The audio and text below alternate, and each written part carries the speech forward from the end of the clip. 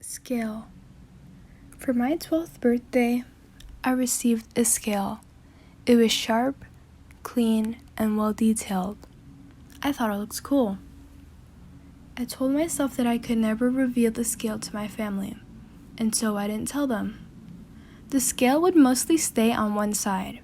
At first, I didn't think too much of this. I thought it looked cool. Little did I know the next 5 years of my life would be spent thinking about it, thinking about why it would mostly stay on that one side, every single day.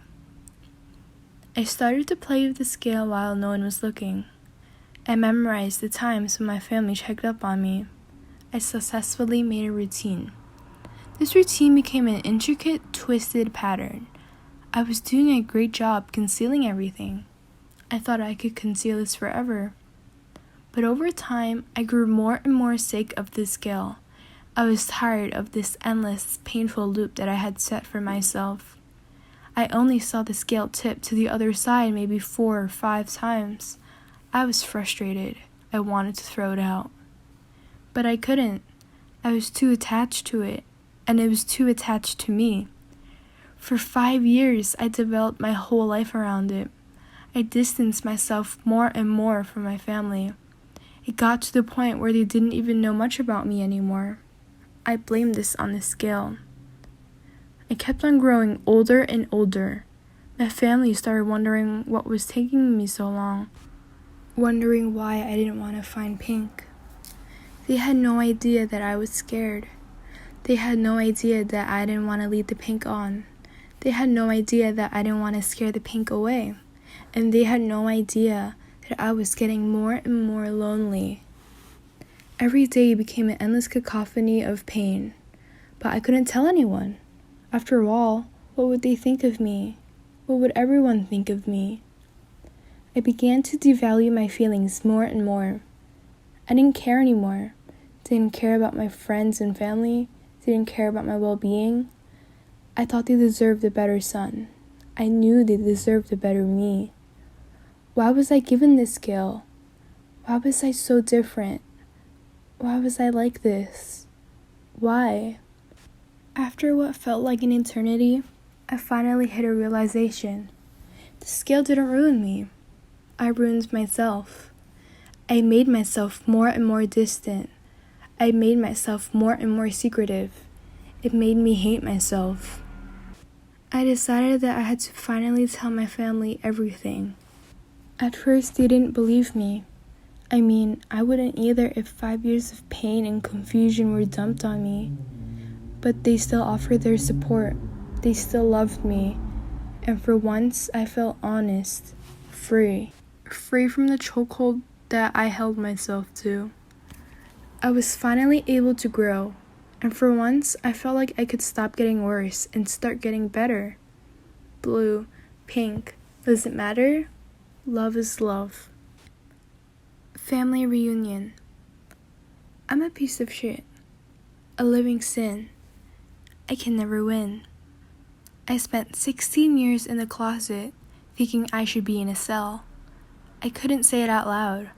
I couldn't even say it to myself. Every day used to feel like navigating a maze. You don't know how much I wished it was just a phase. I knew by the reaction on your face, disappointed in the boy you raised. I say damn it to damnation.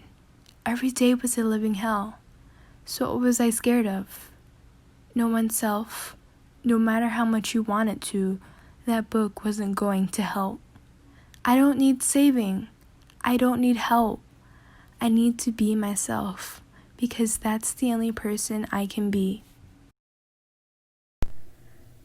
They say that beauty is in the eye of the beholder. But if they looked at us, they wouldn't find it in our insecurities that lurk in the dark, with our tear-stained faces and words caught in our throats, wondering how to tell our loved ones that we haven't changed who we are, that it's just a battle for our bodies to match our brains, a battle that most of us lose. They wouldn't find it in the battlegrounds of pictures we refuse to look at and the names we haven't heard in so long. They wouldn't find it in our dripping needles and open orange tubes or our empty plastic wraps. They wouldn't find it in the way I'm still trying to love myself. They wouldn't find it in my scars or horror stories or lies. They say that beauty is in the eye of the beholder, and I'm still trying to be that person for myself. Growing up, I was always looking at everyone. I liked everyone no matter what. It wasn't until I got into social media and started to grow my interest that I knew I wasn't like everyone.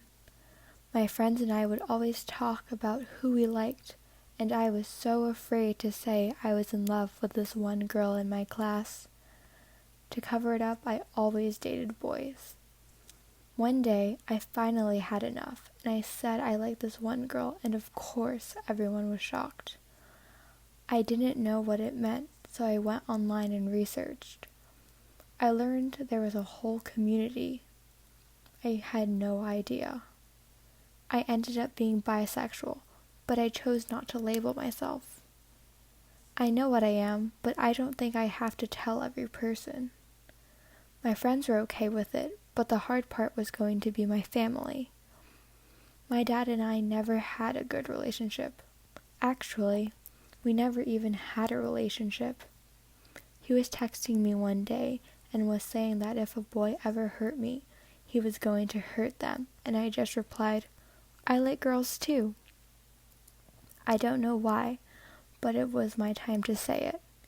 He didn't say anything after that. He stopped responding, and it's never been brought up again, but I haven't talked to him, so I guess it works.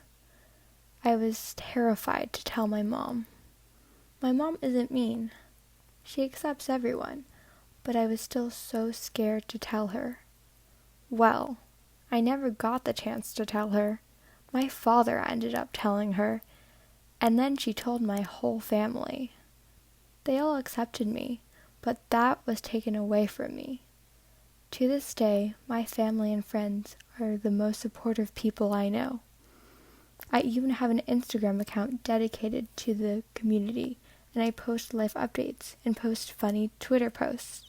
This is my story. I have noticed that although the LGBTQ+ community has a large following on social media, there are not many spaces for members of the community to talk freely and openly about their experiences and issues. Just in time for the beginning of Pride Month, I started an Instagram account dedicated to making LGBTQ+ group chats.